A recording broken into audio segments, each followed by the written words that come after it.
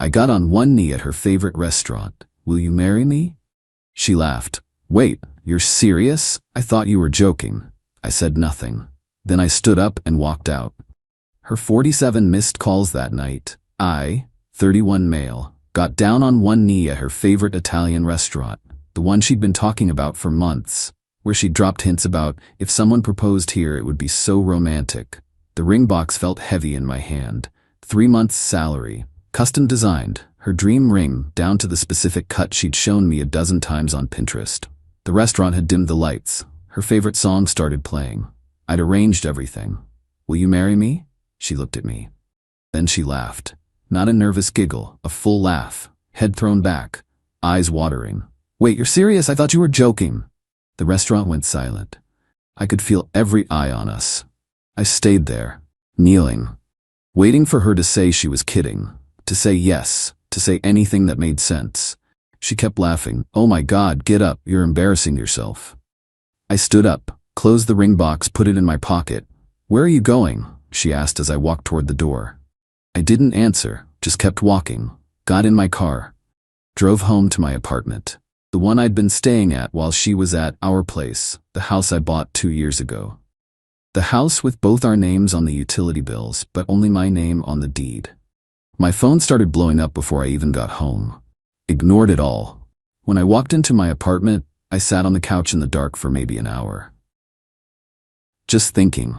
Processing. 3 years. 3 years of building a relationship with someone who thought proposing to her was a joke. Then I got up and started making calls. My lawyer first. Yeah, I called a lawyer the same night. Probably seems extreme. But here's the thing.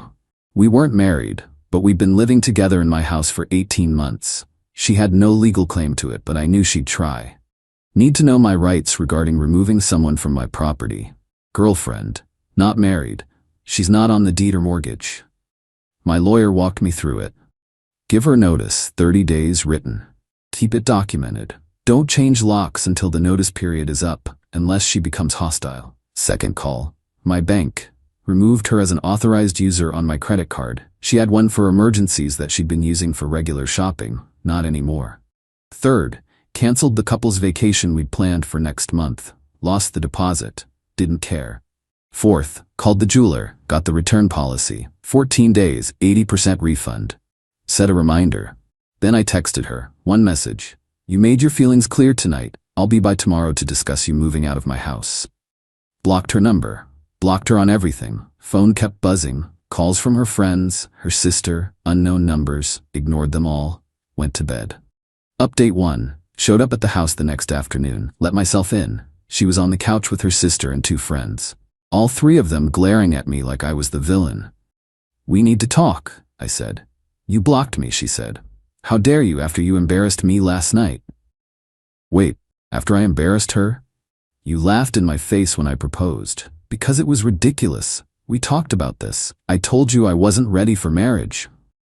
No, you didn't. You've been hinting about proposals for months. The Pinterest boards, the comments at your friend's wedding, the hints about this exact restaurant. Her sister jumped in. Maybe if you actually listened to her, you'd know she wasn't ready.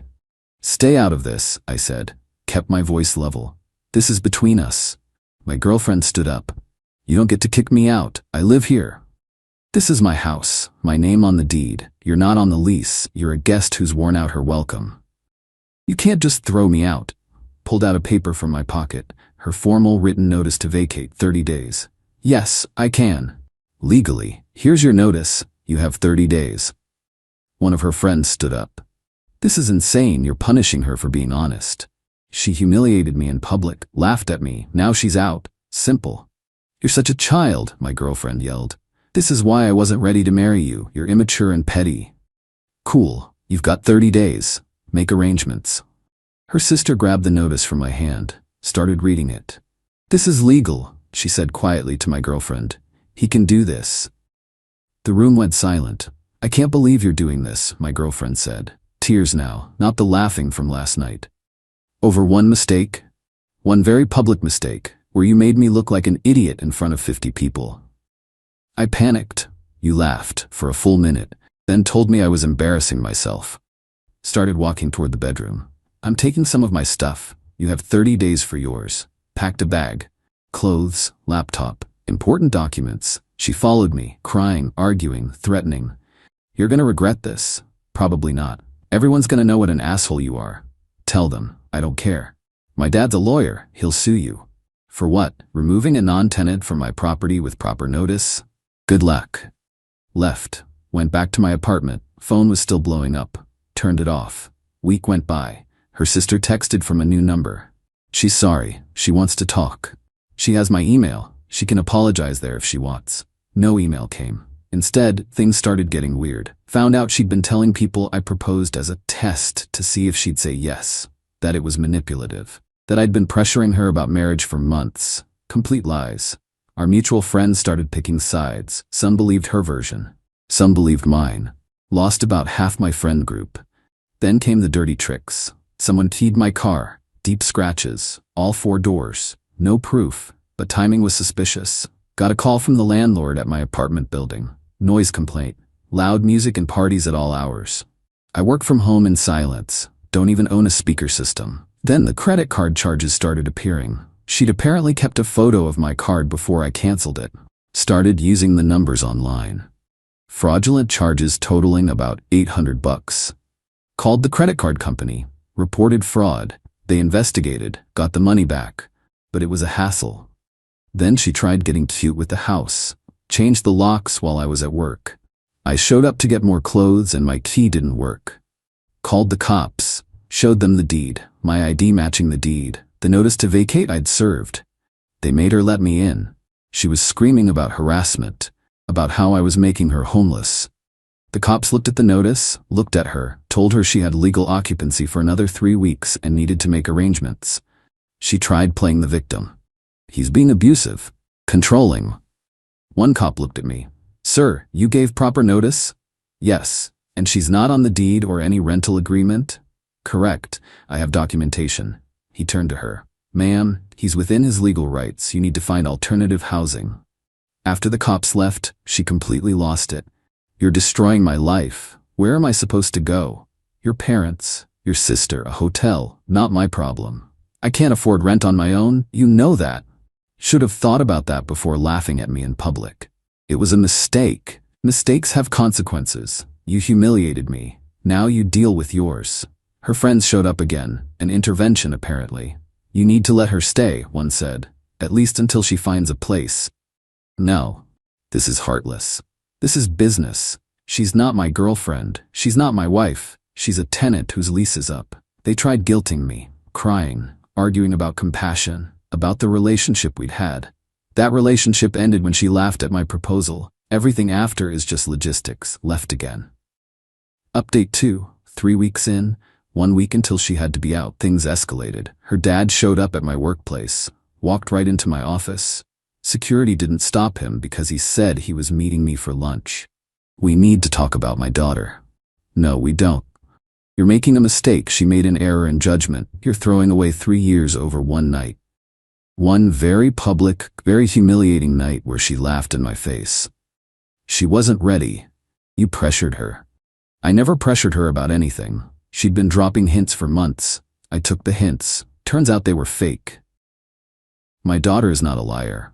Your daughter is currently in my house, which I've legally asked her to leave, and she's refusing. That's trespassing. Should I call the police? He stood up, started yelling about how I was ruining his daughter's life. How I was a manipulative asshole. How he'd make sure everyone knew what I did. Security came. Escorted him out. He yelled the whole way. My boss called me in an hour later. What was that about? Explained the situation, the proposal, the breakup, the eviction notice. Jesus, he said. That's rough. Yeah. Need time off? No. Work's the only place I feel normal right now. Then her social media posts started. Didn't see them directly since I'd blocked her. But people sent me screenshots. Long posts about abusive men and financial abuse and using money as control, photos of her crying, a GoFundMe for her emergency housing situation. Yes, really. A GoFundMe because her ex-boyfriend wouldn't let her keep living in his house for free. It raised $300, mostly from people who didn't know the full story. Then my mom called. Your girlfriend's mother called me. Ex-girlfriend. She's saying you kicked her daughter out with nowhere to go. I gave her 30 days notice. That's more than legally required. She says you're being cruel. She laughed when I proposed, Mom, in front of 50 people, at a restaurant, while I was on my knee, then told me I was embarrassing myself. Silence. She what? Laughed, thought I was joking. Oh, honey. So yeah, she's out. She can go live with her parents or her sister or figure it out. Not my responsibility anymore. Mom was on my side after that. Even called my girlfriend's mom back and apparently tore into her about raising a daughter who'd publicly humiliate someone. Move-out day came. I showed up with a moving truck I'd rented and a cop. Just to be safe. She wasn't there. Her sister was. Packing stuff. She can't face you, her sister said. Don't care. Long as her stuff is out by tonight. You're really doing this. Yep. She loved you. Funny way of showing it. Helped them load the truck. Wanted it done. Wanted her gone. Took 3 hours. Her sister kept making passive-aggressive comments. I ignored all of them. When the truck was loaded, I asked for the keys, house keys, garage opener. Everything. She's keeping a key, in case she forgot something. No, all keys, now. You're paranoid. All keys now. She handed them over, muttering about me being controlling. They left. I changed the locks anyway, same day. Then deep cleaned every room. Wanted no trace of her left. Found some things she'd left behind. Small stuff. Photos. A necklace. Some books. Boxed it all up. Left it at her parents' house. Couple days later, got served with a small claims suit. She was suing me for emotional distress, the cost of moving, and contributions to the household. Showed up to court with my lawyer. She showed up with her dad. No lawyer. Judge asked her to explain her case. She went into this long story about how we were basically married, and I'd stolen years of her life, and she deserved compensation. Judge asked if there was a written agreement. No, but any documentation of rent payments? No, but any evidence he promised you ownership of the home? No, but then what exactly are you suing for? He kicked me out with nowhere to go. Judge looked at me. Sir? My lawyer stood, presented the deed, the notice to vacate, documentation that I'd given 30 days. Photos showing all her belongings had been carefully packed and moved. Your Honor, my client owned the home outright before the relationship. The defendant was a guest. She was given proper notice to vacate. All belongings were returned. There was no lease, no rental agreement, no ownership claim. Judge looked back at my ex. Ma'am, you have no case. Case dismissed. She started crying. This isn't fair. He ruined my life. Judge wasn't sympathetic. You weren't married. You weren't on the deed. He gave you proper notice. That's the law. You're free to leave. Her dad started arguing. Judge told him to sit down or be held in contempt. They left. She was sobbing. I felt nothing. No victory. No sadness. Just relief that it was over. Final update. 2 months later. Still processing everything. The social media posts eventually stopped. She deleted the GoFundMe, deleted most of the posts about me. Heard through a mutual friend she moved back in with her parents, working at her old job, dating someone new already. Good for her, I guess. The ring? Returned it. Got the refund, paid off some credit card debt. Treated myself to a nice TV. The house felt empty for a while, too big for one person, too quiet, too full of memories I didn't want anymore. Ended up renting out a room to a buddy from college. He needed a place. I needed the company. Works out. Some of our mutual friends never came back. They believed her version. That I was controlling. That I kicked her out over nothing. Whatever. People believe what they want. The friends who stayed are the real ones. They knew the truth. They saw how she treated me. They understood why I did what I did. My mom keeps asking if I'm dating. Not yet. Not ready. Maybe not for a while. Trust is weird now. Can't help but wonder if someone's actually into me or just into what I can provide. The proposal thing messed me up more than I thought it would. The public humiliation, the laughing, 50 people watching me get rejected and mocked. Therapy's helping. Started going a month ago, working through it. What did I learn? A few things. Don't ignore red flags. She'd shown signs of being entitled before. Little things. I wrote them off as quirks. They weren't quirks. They were warnings. Actions speak louder than words. She said she loved me. But when it mattered, when I was vulnerable and exposed, she laughed. Protect yourself. Legally, financially, emotionally. I owned that house. If I hadn't, this would have been way messier. People will always have opinions. Half will think you're the villain, half will think you're the hero. Neither matters. You know what happened. That's enough. And humiliation isn't something you just get over. It sticks, changes how you see yourself and others, working on not letting it define me. Do I regret proposing? Yeah. Not because of what happened after, but because I clearly misread everything. Thought we were on the same page. Turns out she was reading a different book entirely. Do I regret how I handled it? Not really.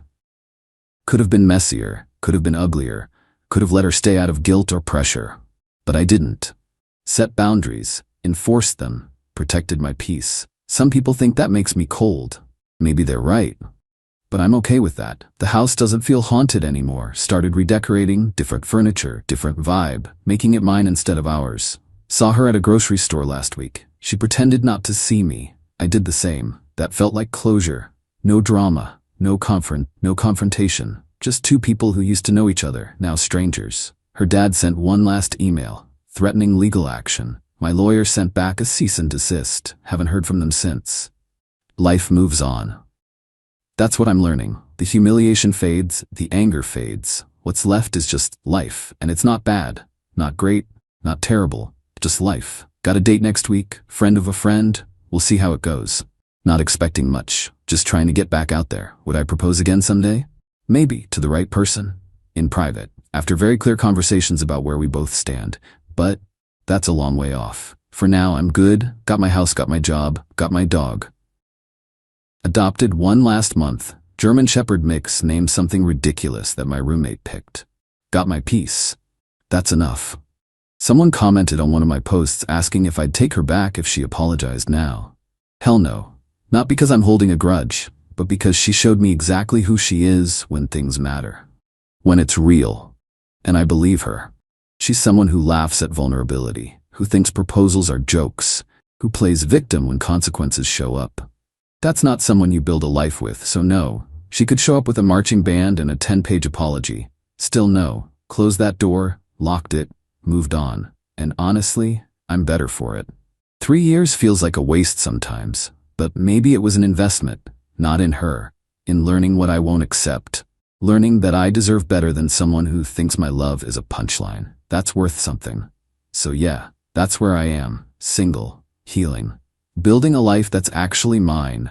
Not sure what's next, but whatever it is, it won't involve someone who laughs when I'm on my knee.